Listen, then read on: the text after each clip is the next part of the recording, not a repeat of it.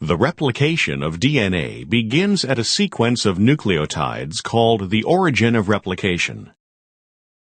Helicase unwinds the double-stranded DNA helix, and single-strand binding proteins react with the single-stranded regions of the DNA and stabilize it. DNA polymerase III is the major enzyme involved in DNA replication. DNA polymerase III can only add a nucleotide to the 3' end of a pre-existing chain of nucleotides, and it cannot initiate a nucleotide chain.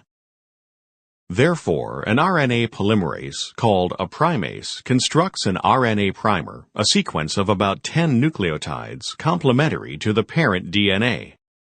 DNA polymerase III can then add deoxyribonucleotides to synthesize the new complementary strand of DNA. Because the two parent strands of DNA are antiparallel, they are oriented in opposite directions and must therefore be elongated by different mechanisms.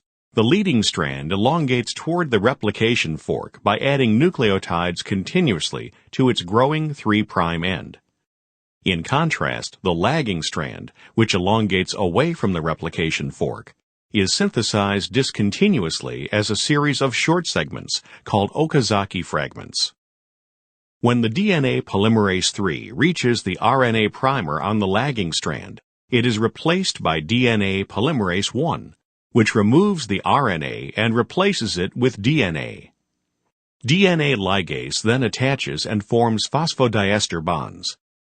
The DNA is further unwound, new primers are made, and DNA polymerase III jumps ahead to begin synthesizing another Okazaki fragment.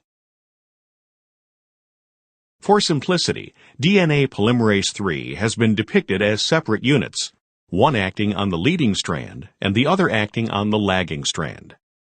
The current view of DNA polymerase III is that the two subunits function together with the DNA on the lagging strand, folding to allow the dimeric DNA polymerase molecule to replicate both strands of the parental DNA duplex simultaneously. Proteins other than DNA polymerase III are not shown.